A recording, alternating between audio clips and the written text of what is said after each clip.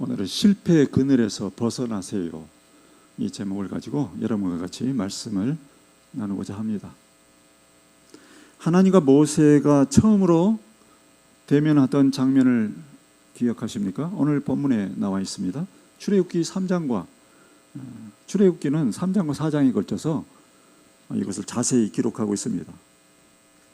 우리는 거기에서 하나님은 모세를 이스라엘의 인도자로 세우시겠다고 계속 설득하시고, 모세는 그때마다 극구 사양하는 진풍경을 목격하게 됩니다.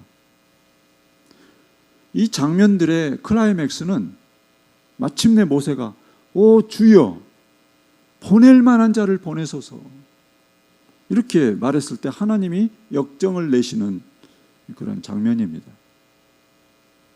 그것을 계기로 모세가 하나님의 부르심에 순종했다는 기록은 없죠.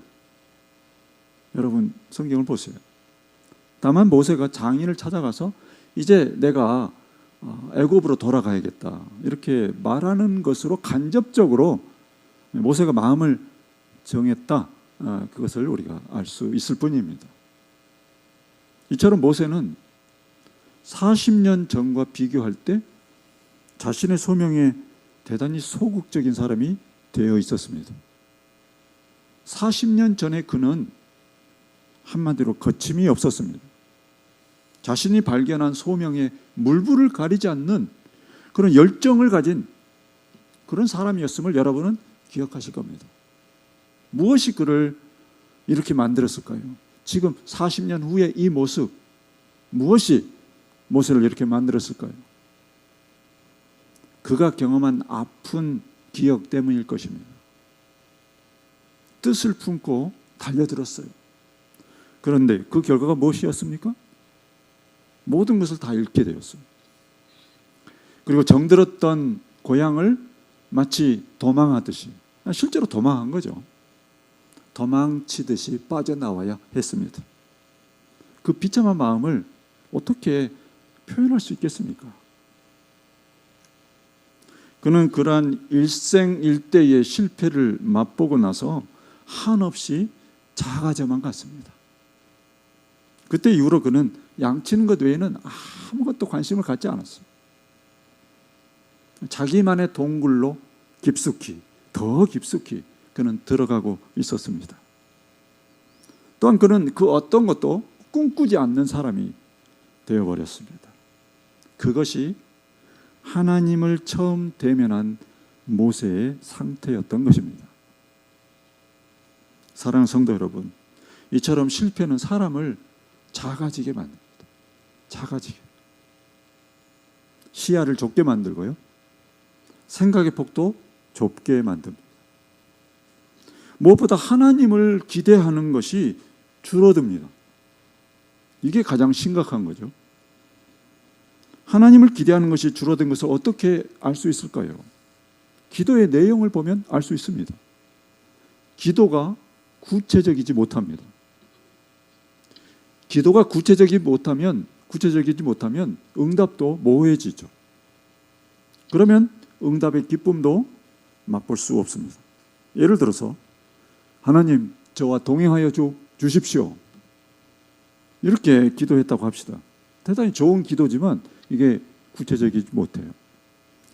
그래서 구체적이지 못하기 때문에 그것에 대한 응답은 측량할 길이 없습니다. 그것은 마치 동행해 주시면 좋고 동행해 주시지 않아도 어쩔 수 없고 이런 것이 되고 마는 것입니다. 구체적인 기도는 하나님 저와 동행하여 주셔서 누구를 만나게 해주시고 이러이러한 일들이 일어나게 해 주십시오, 이게 구체적인 기도예요. 하나님을 기대하는 것이 작아지면 안 되죠. 우리가 하나님을 기대하는 것이 커지면 기도를 구체적으로 하게 됩니다. 그것은 마치 아빠 손을 잡고 장난감 가게를 지나가는 어린아이가 자기가 원하는 장난감을 가리키면서 아빠 저거 사주세요, 그거 아니고 그 옆에 거요, 이렇게 말하는 것과 같습니다. 반대로 구체적이지 못한 기도는 아빠가 나와 장난감 가게 가주었으면 좋겠다.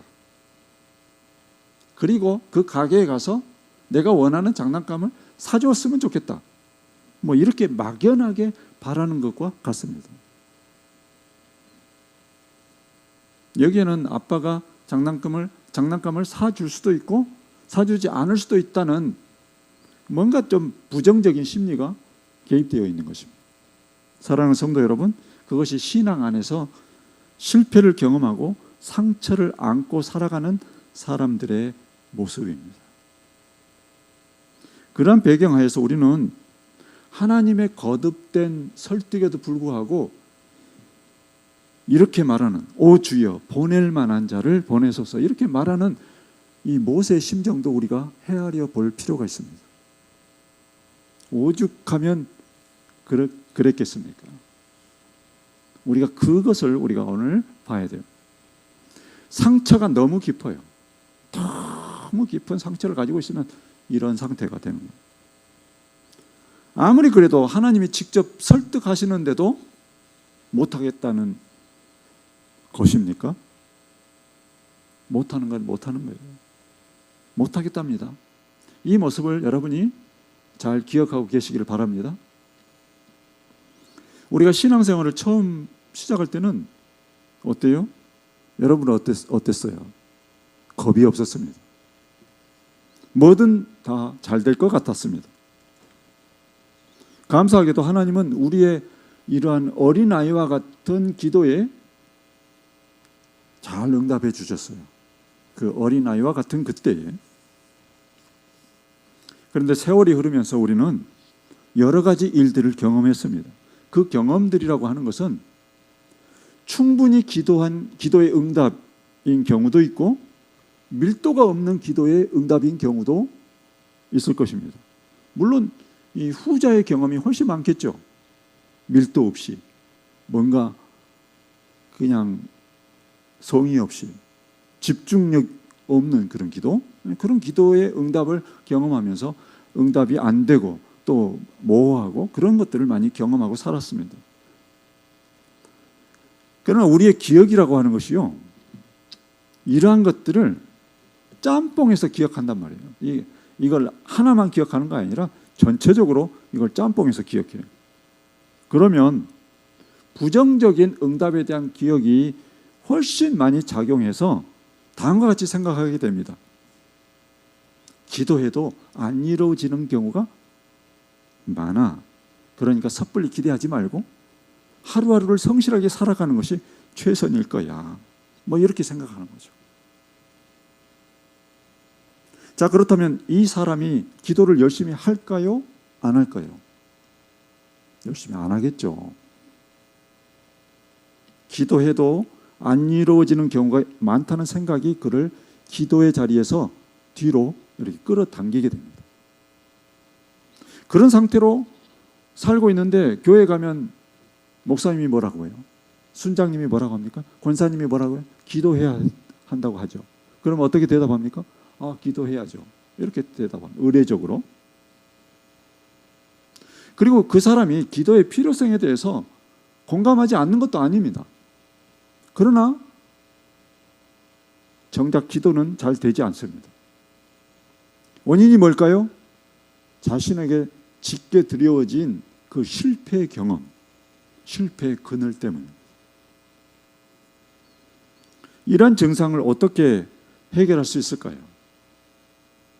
사람들은 대개 이런 질문에 대해서 만병통치약과 같은 그런 해결책을 원합니다. 그래서 설교자들이나 교회 지도자들은 거기에 맞게 그냥 머리를 싸매고 기도하고 그렇게 해서 정말 만병통치약과 같은 그런 해결책을 제시합니다. 그러나 그 해결책이라고 하는 것이 그다지 도움이 되지 않아요. 왜냐하면 그 해결책이라고 하는 것이 뭐 이런 거예요. 더 깊은 기도를 해야 된다. 더 많은 기도를 해야 된다. 성령 충만을 받아야 된다. 무조건적으로 하나님을 의지해야 된다. 딴 생각하지 말고 그냥 하나님을 믿어라. 뭐 이렇게 이야기하는 거죠. 그렇다면 거기에는 중간 과정이 생략되어 있는 것입니다. 어떻게 해야 그렇게 할 수 있냐고요. 어떻게 해야. 그렇게 하는 것이 쉽습니까? 그냥 하면 되는 것입니까? 그렇지 않잖아요.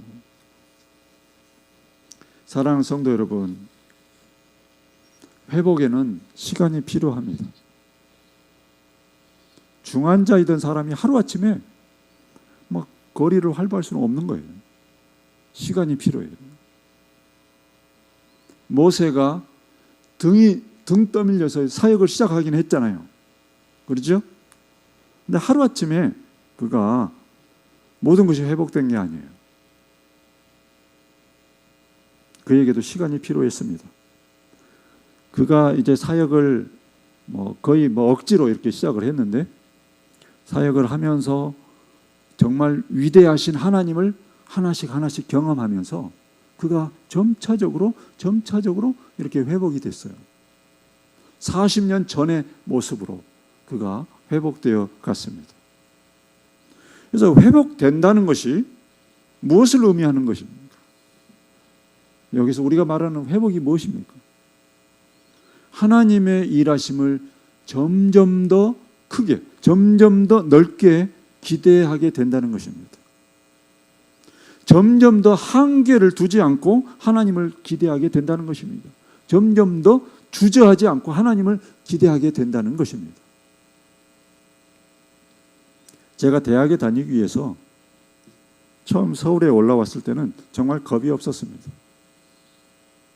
경제적으로 보장된 것이 아무것도 없고 어디로 가야 할지, 어떻게 살아야 될지 전혀 알지 못했죠.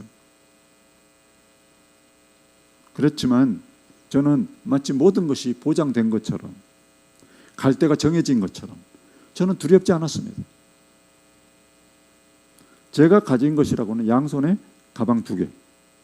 사실 가방이라고 해봐야 그 속에 뭐가 들어있겠어요?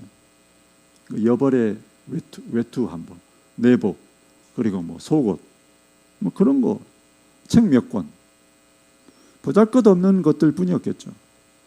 오늘날과 같은 가방 2개라고 하면은 사람들이 캐리어 있잖아요. 번드르르한 그런 캐리어를 생각하기 쉬운데 아주 그냥 허름한 가방 2개를 말합니다.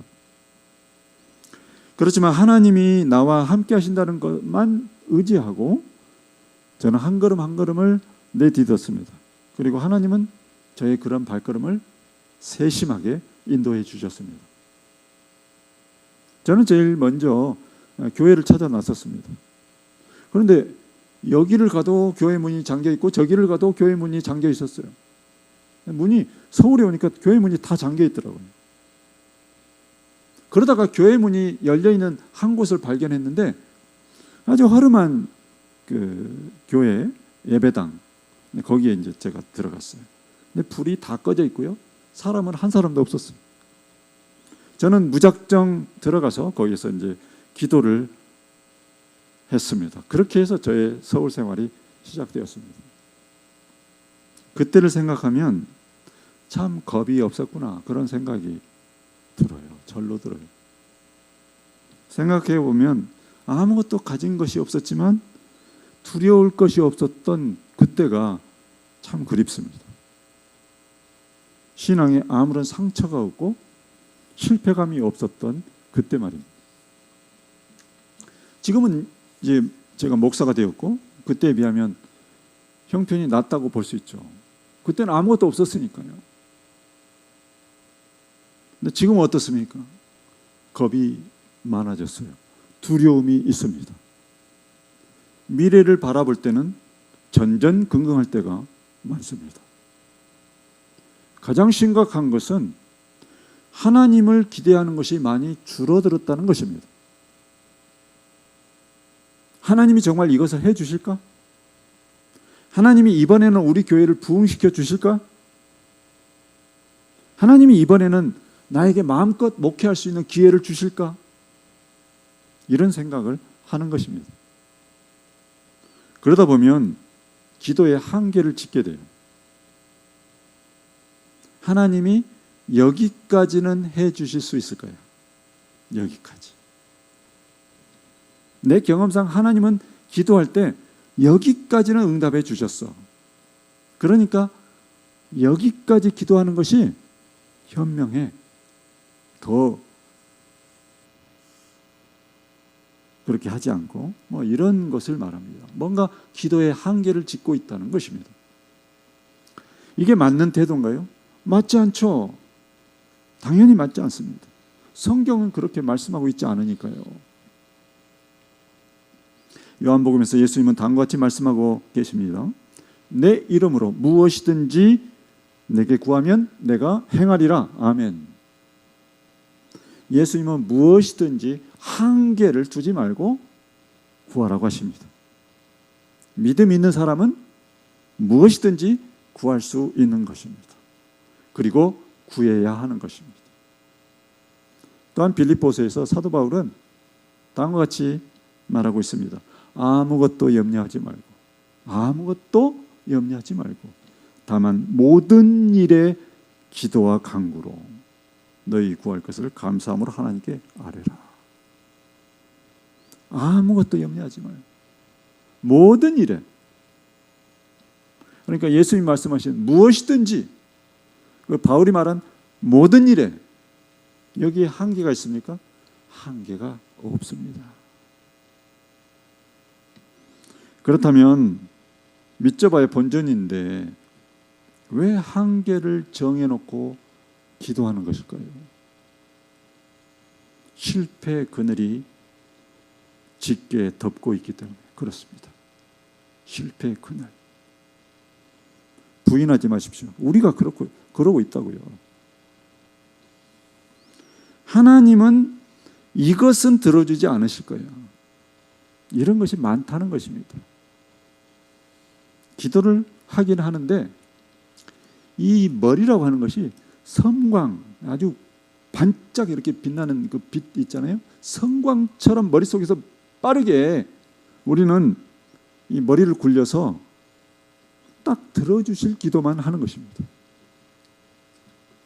이건 들어주시고 이건 들어주시지 않을 거야. 그게 작동하고 있어요. 객관적으로 보면 이런 기도가 지혜로 보이기까지 해요.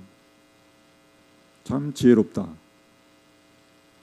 그러나 하나님도 그렇게 보실까요? 그런 태도는 마치 다음과 같은 것입니다.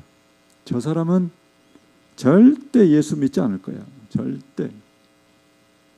다른 사람은 몰라도 저 사람은 예수 믿지 않을 거야. 이래서 그 사람에게 복음을 전하지 않아요. 그러나 여러분, 우리가 경험상으로 그런 사람, 예수 믿는 사람 많습니다. 사도 바울이 그런 사람 아니었어요.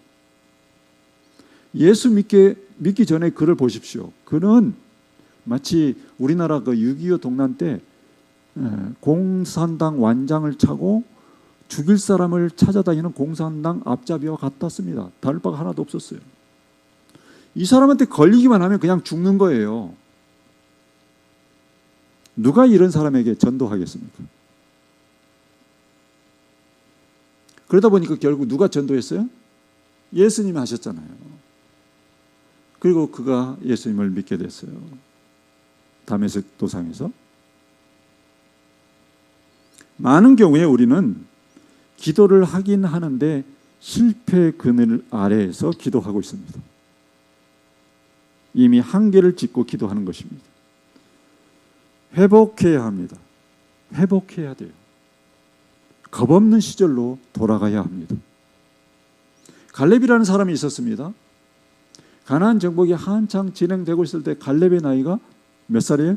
85세. 그때 정말 정복하기 힘든 난공불락의 요새가 있었어요. 어디죠? 헤브론. 그래서 아무도 선뜻 그것을 정복하겠다고 나서지 않았습니다. 그래서 결국 누가 나섰습니까? 이 85세 된 갈렙이 나섰습니다. 그가 하는 말을 들어보시죠. 모세가 나를 보내던 날과 같이 오늘도 내가 여전히 강건하니 내 힘이 그때나 지금이나 같아서 싸움에나 출입에 감당할 수 있으니 그날에 여호와께서 말씀하신 이 산지를 지금 내게 주소서. 당신도 그날에 들으셨거니와 그곳에는 아낙 사람이 있고 그 성읍들은 크고 견고할지라도 여호와께서 나와 함께 하시면 내가 여호와께서 말씀하신 대로 그들을 쫓아내리이다. 아멘. 85세요. 그때나 지금이나 노인이에요. 지금보다 더 노인이에요. 그런데 이 말을 들어보세요. 여기에 그가 한 말 중에 어느 한 군데 이 사람이 노인이겠구나 이런 냄새가 풍기는 데가 있습니까? 천만에요. 오히려 청년의 기계가 흐르고 있습니다. 이 85세 된 이 사람에게. 그가 믿고 의지하는 것은 무엇입니까? 여호와께서 나와 함께 하시면 여호와께서 말씀하신 대로 그는 하나님의 임재와 하나님의 말씀을 의지했습니다. 그는 이렇게 생각했겠죠. 그거면 되는 거 아니야? 나는 그걸로 충분해. 이런 것이죠. 그는 병사들을 이끌고 거침없이 헤브론으로 그 험한 산지를 올라가서 단숨에 헤브론을 정복했습니다. 성공했어요. 이것이 겁이 없는 믿음이 있는 사람의 모습입니다. 사랑하는 성도 여러분, 그러나 우리 모두가 갈렙처럼 될 수는 없습니다. 많은 분들이 이런 예를 들면 오히려 더 부담이 된다고 그래요. 그렇다면 엘리야의 예는 어떻습니까? 엘리야는 혼자서 이방 선지자 몇 명을 상대했습니까? 850명. 그래서 그는 대승을 거두었어요. 그런데요, 이세벨이라고 하는 한 여자, 이 악독한 한 여자를 이기지 못했어요. 그 여자에 대한 심리적인 압박이 너무 커서 그는 그곳에 있을 수가 없어서 도망을 쳤어요. 이방 선지자 850명을 상대하던 그 기계는 다 어디로 갔습니까? 그러나 보십시오. 광야 한 곳 노뎀나무 그 그늘 아래에 앉아서 그가 죽기를 간구해서 하나님께, 하나님 이제 살 만큼 살았습니다. 난 죽고 싶습니다. 그렇게 그가 간구하다가 이제 잠이 들었어요. 하나님은 그에게 천사를 보내셔서 마시게 하시고 먹게 하셨어요. 그렇죠? 하나님의 그 엘리야의 회복을 위한 하나님의 자비하신 손길, 그것을 그는 그냥 모든 것을 다 포기한 그 상태에서 경험한 거예요. 하나님의 손길, 회복의 손길. 우리 또한 이 실패의 그늘에 있을 때 뭔가 여기서 아이디어를 얻을 필요가 있습니다. 아무 말도 하지 말고 하나님을 바라만 볼 필요가 있습니다. 아무 말 할 필요 없어요. 기도도 하지 말고 입을 딱 다물고 그냥 하나님만 바라보는 실패의 그늘에 있는 것, 그거 자체가 문제가 아니에요. 그건 아무 문제도 아니에요. 사람이라면 누구나 빠질 수 있는 거예요. 그리고 빠져 있는 그런 것입니다. 우리 대부분이 다 그렇습니다. 만약 여러분이 그런 상태에 빠져 있다면, 다시 말해 하나님의 능력에 대해서 한계를 짓고 한정된 범위에서 하나님께 간구하는 그런 상태에 있다면, 또한 그것을 오늘 설교를 통해서건 또한 어떤 다른 통로를 통해서 이것을 깨달았다면 하나님과 시간을 갖되 충분한 시간을 가질 필요가 있어요. 충분한 시간, 아무 말도 하지 말고 조용히 하나님만 바라보는 그런 시간을 가지십시오. 하나님만 바라는, 그저 하나님이 먹이시고 마시게 하시도록 단순히 하나님만 바라보십시오. 우리가 바닥일 때 하나님은 능력의 손으로 우리를 덮으십니다. 그냥 바닥으로 내려가야 돼요. 그냥 버티지 말고 바닥으로 내려가서 거기에 있으면 하나님의 그 자비하신 손길이 그곳에 미친다고요. 내 능력이 약한 데서 온전하여 짐이라. 아멘. 약한 데서 온전하여 짐이라. 버티지 마세요. 그냥 다 내려놓으세요. 바닥으로 내려가세요. 그래서 단순히 하나님과 가까워지는 시간을 가지십시오. 여러분을 리셋하는 시간입니다. 리셋이 뭔지 아시죠?